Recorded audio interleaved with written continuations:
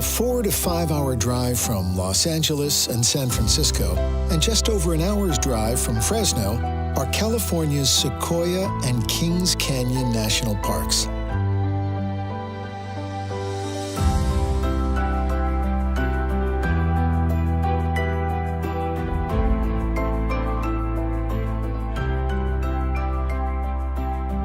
Established in 1890, Sequoia National Park is named after one of the largest tree species on the planet and is home to one of the USA's highest peaks.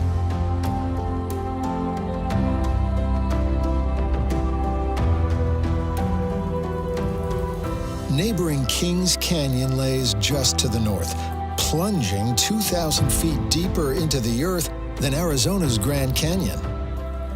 Yet, despite their differences, these parks share much in common.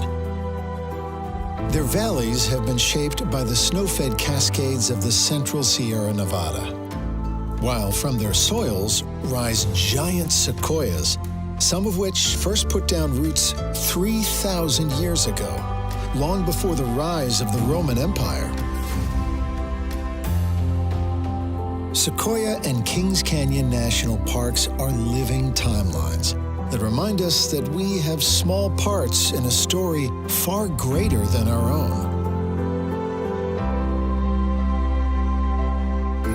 After passing Sequoia's iconic entrance sign, follow Route 198 through the park's sunlit foothills into the dappled shadows of its conifer zone.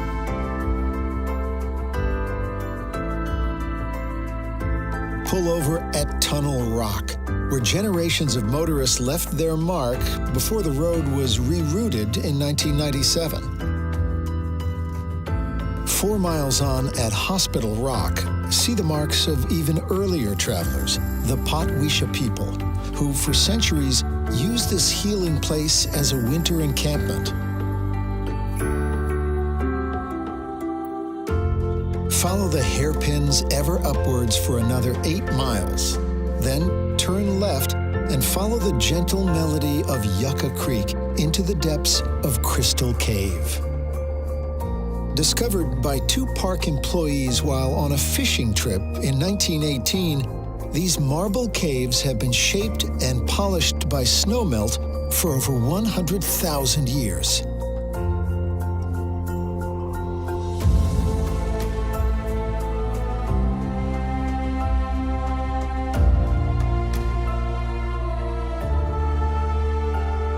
After exploring the park's subterranean worlds, turn your gaze skyward at the Four Guardsmen, a grove of 1,000-year-old sequoias.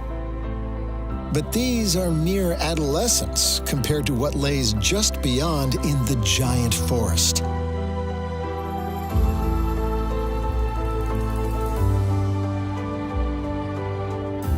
Call into the Giant Forest Museum to learn more about the sequoia tree, named after the Cherokee scholar who created the first alphabet for his people and inspired the creation of writing systems for pre-literate languages all over the world.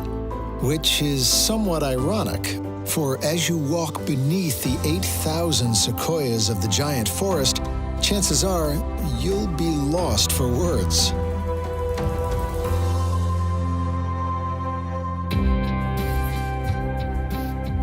From the museum, take the Big Trees Trail, a wheelchair-friendly circuit where you'll find favorites such as Ed by Ned, twin sequoias whose combined footprint is as large as a swimming pool. Two miles on from the museum, pay your respects to one of the park's elder statesmen, General Sherman, which rockets 16 stories into the sky and contains as much wood as an average 20-acre pine forest.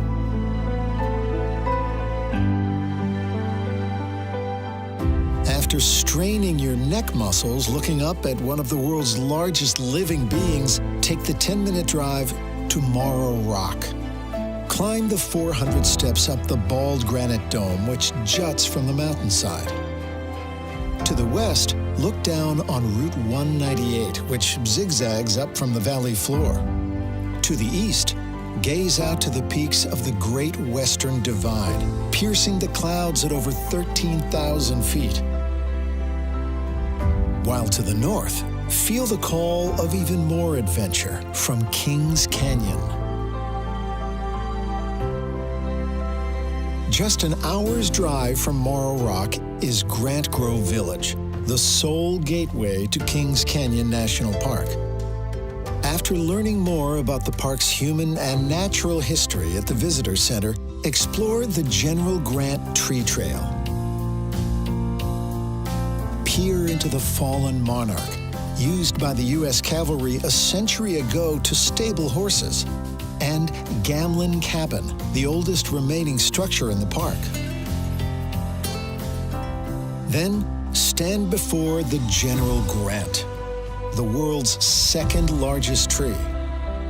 Declared the nation's Christmas tree by President Coolidge in 1926, and a living shrine to those lost in war by President Eisenhower in 1956, the roots of this giant run deep into America's consciousness. After bathing in the forest fragrances at Grant Cove, buckle up and hit the Kings Canyon Scenic Byway. Open from May to October, this incredible road snakes its way eastward, high above the Kings River.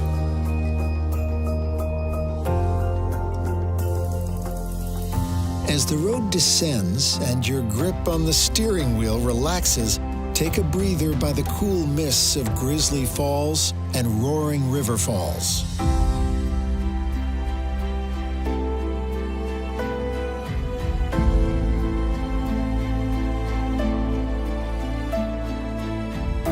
After 30 wild, rocky miles, the road nears its end, delivering you into the lush valley floor at Zumwalt Meadow.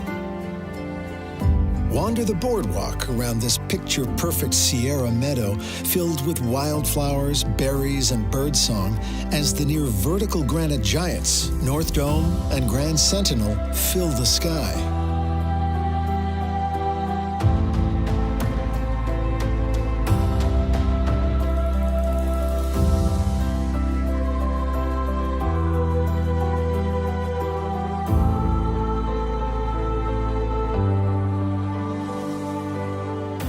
Whether it's the vastness of Zumwalt Meadow or the giant sequoias which reach toward the heavens, no photograph, no video, no words can fully capture the sheer scale and spirit of Sequoia and Kings Canyon National Parks.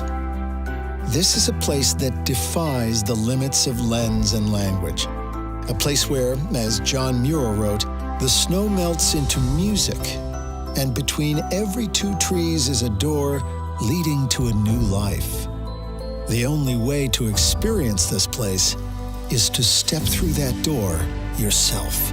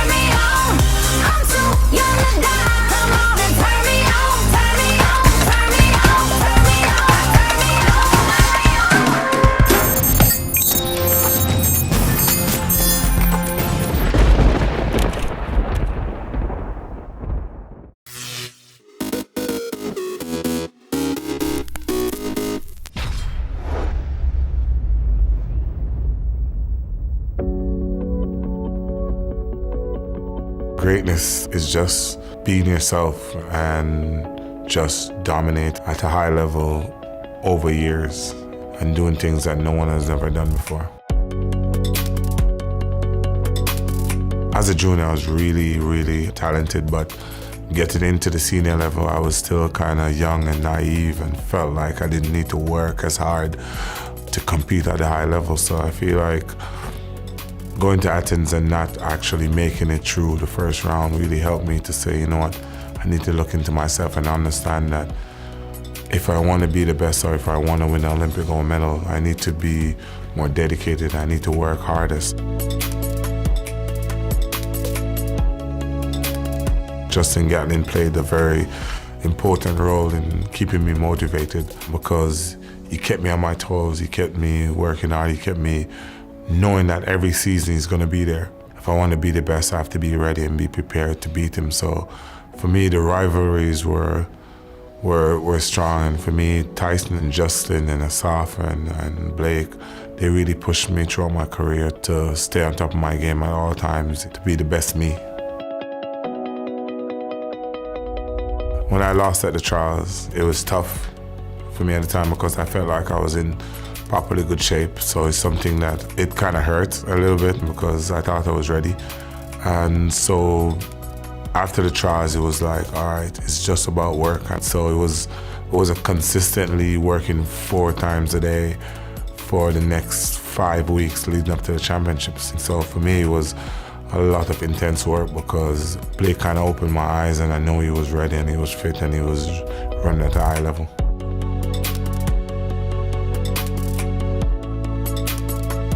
The London experience was brilliant. After the semifinals, my confidence went up because I ran fast times, but I did it really easy and really smooth. So my confidence kind of went even higher because I didn't really compete after the trials, so I didn't know where I was. So actually going through the rounds was the first time I actually started running again and could tell that my body was in great shape. So for me, I felt great going through the rounds. I got more and more confidence. I knew I was in great shape to defend my title. Yeah, perfect, like this. Good? I think dominating throughout the years is very important to the legacy that I've built for myself. Because anybody can win 1 Olympics, but to actually win 3 back-to-back Olympics over the span of 8 to 10 years is very difficult, you know what I mean? For me, that's how I kept myself motivated and focused because I didn't skip a year. I didn't focus on 4 years to come. I focused on every year throughout because those years were also important to dominate and to keep training and working at a high level. The season that stand out for me was my first one in 2008. That was the first year I really started training at a high level, started doing everything my coach said I should do. So that season was very important and it was very impacting for me. 2015 was one of my toughest seasons competing, but for me the most fulfilling because it really shows that with hard work anything is possible, you know what I mean? I believed in myself. I came out on the day and I just executed, you know what I mean? I believed that I could do it and I got it done.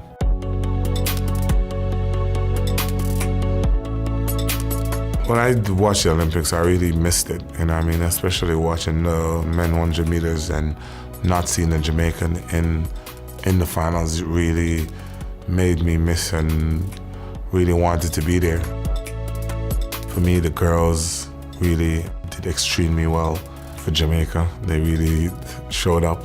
Again, Carson, as you said, for me, really showed up and blew my mind. You know what I mean? Running 45 seconds over hurdles is no easy feat. And also Alex Felix, she actually got a medal after going through all with having a kid and everything and going through what she did to really show up at the Olympics and really just get on the podium is a massive feat.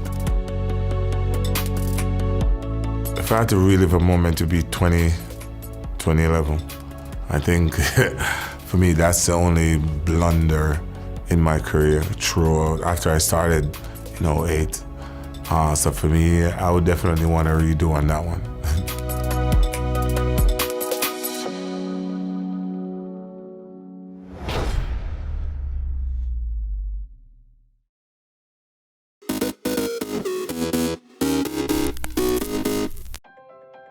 At British Airways, we're on our most important journey yet to a more sustainable future, and we have a clear plan to get us there.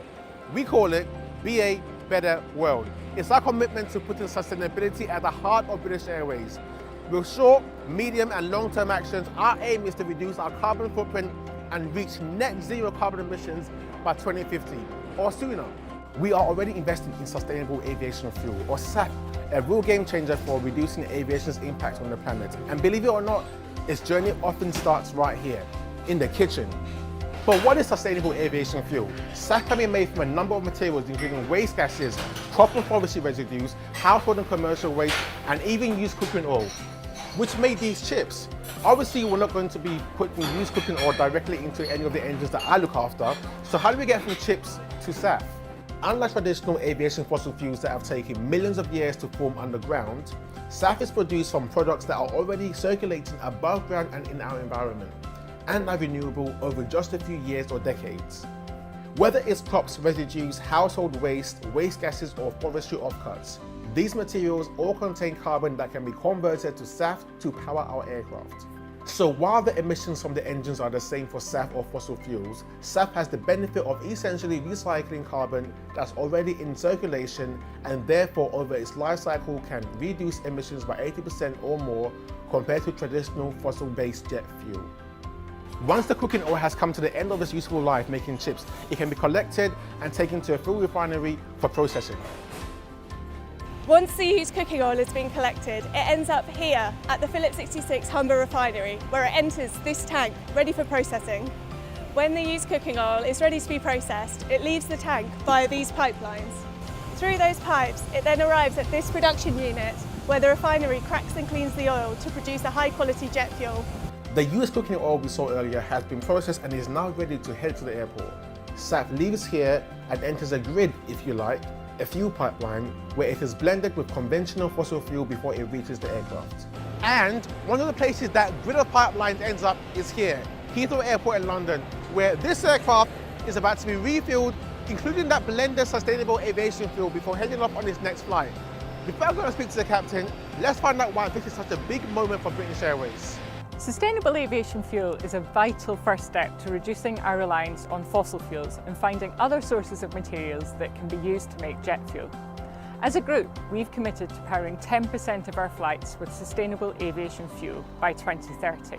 That may not sound like much, but that's an increase of over 1,000 times in less than a decade.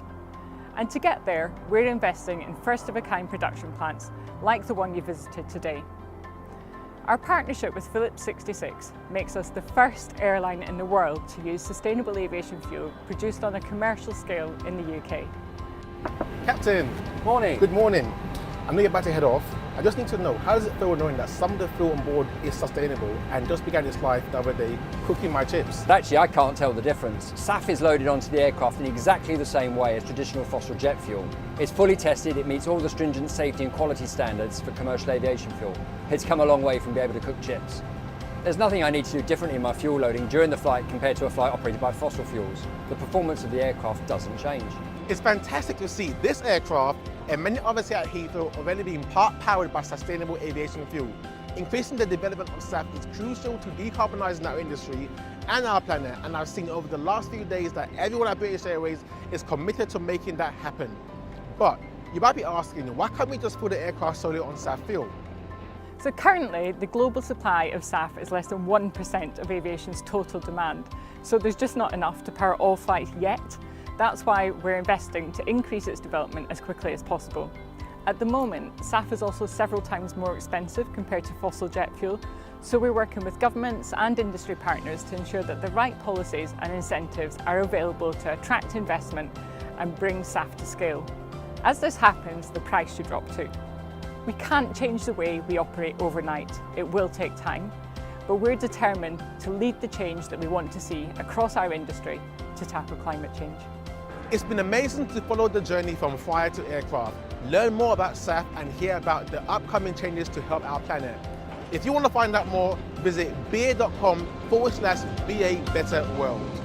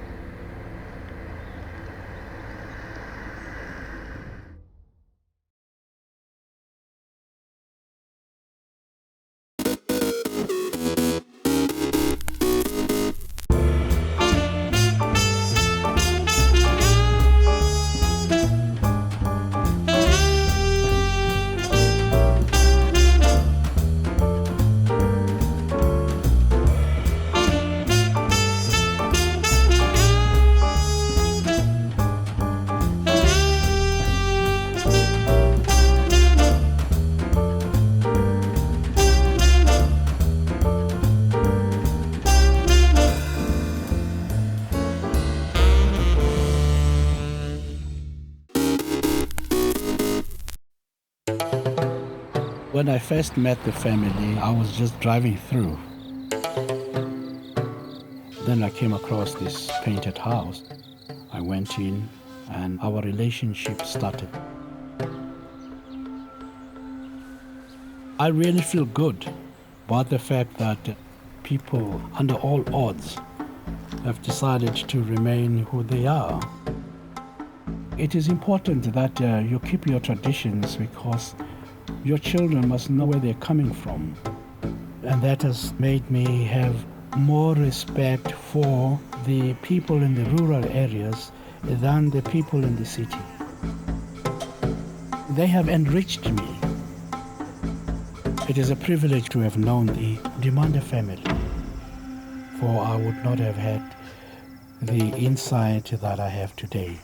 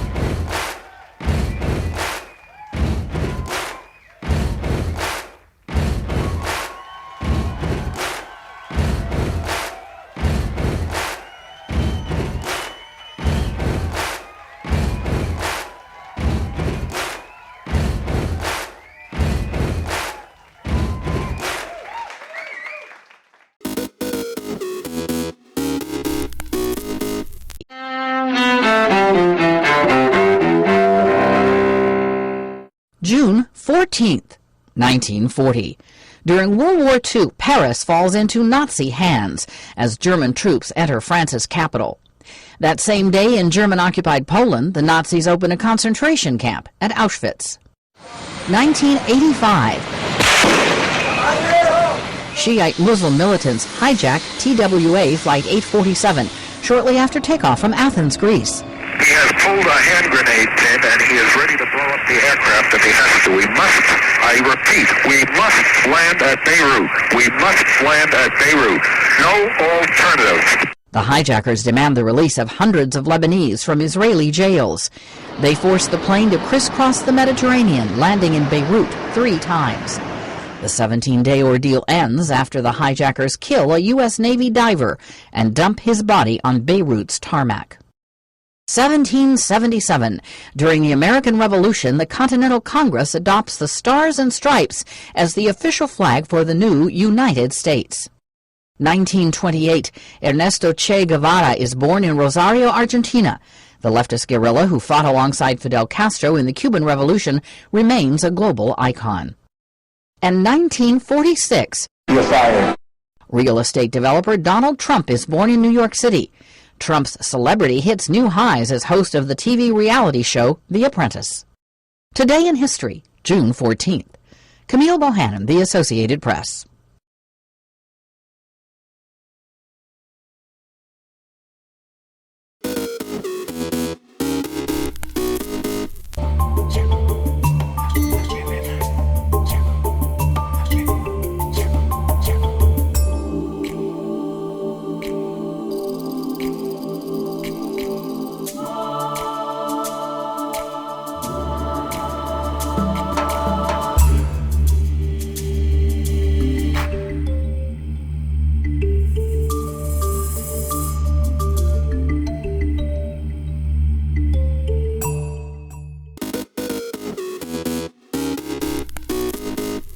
Welcome back in our studio, and in today's news,